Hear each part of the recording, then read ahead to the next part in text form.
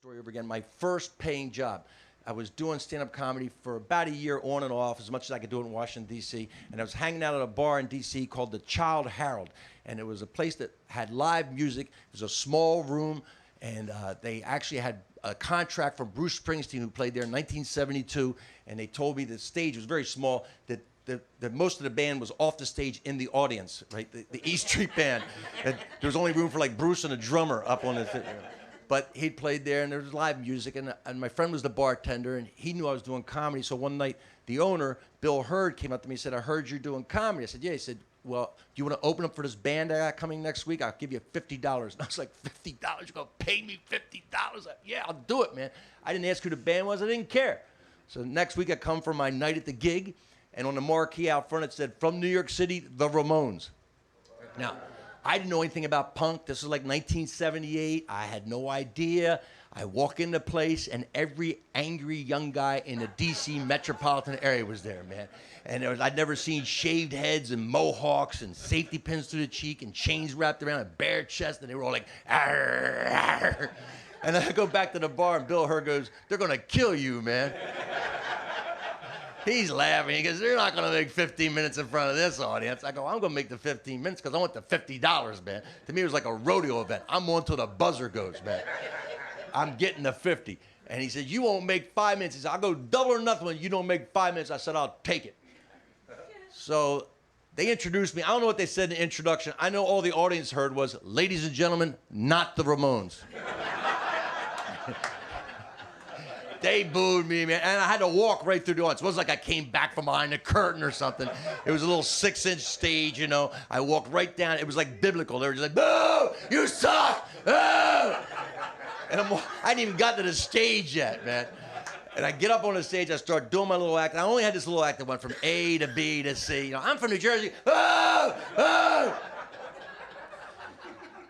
And apparently I talked for about a half a minute or so, and one of the guys, he couldn't take it, man. He just took his beer. They had bugs of beer, and he just shot his beer at me, man, and hit me with a beer. And it's a tiny stage. I'm just holding on the mic. I just act like I get hit with ocean spray on the front of a boat, you know. Just shook it off. Anyway, right back to my act.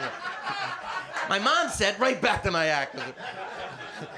That's all I could do. I couldn't do any improv. I had no improv skills. I couldn't do any special punk material. I just went right back to my act. And so the guy next to him must have thought, well, he didn't move on that beer. Let's see what he does with this beer. You know? And he hits me with a beer. And I just stand there right back to my act. My dad said right back to my act. And pretty soon they all just started throwing beers at me. They got organized. It was like a deli. They had numbers, man. My buddy said it was the most schizophrenic performance he'd ever seen because they'd hit me with the beer, the whole audience would cheer, I'd start talking, they'd boo, you know. Yay, boo! Yay, boo! And it took Bill Hurd no time at all to realize this is not a good thing because all this beer is being thrown right, I'm standing right next to the amplifiers, I'm right in front of the drum kit, so he's back there waving money. "All right, asshole, come get your money, you win, come on."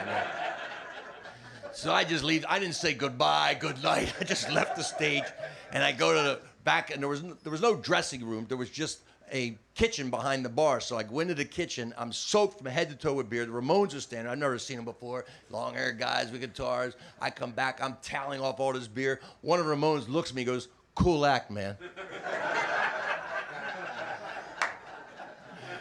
Like, that's what I did. I was a human beer spud.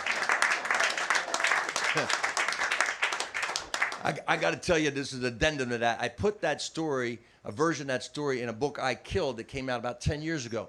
So a DC rock critic at first told this guy who contacted me and said, there was no opening act for Ramones. I was there that night. There was no opening act for Ramones. He challenged my version. He said, you didn't do that.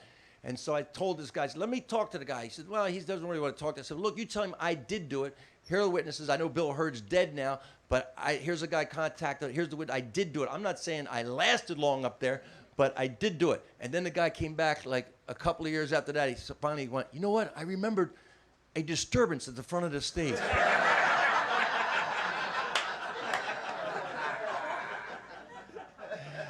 That's what I was, a disturbance at the front of the stage. I always loved that. That would be a title of, he's a disturbance at the front of the stage.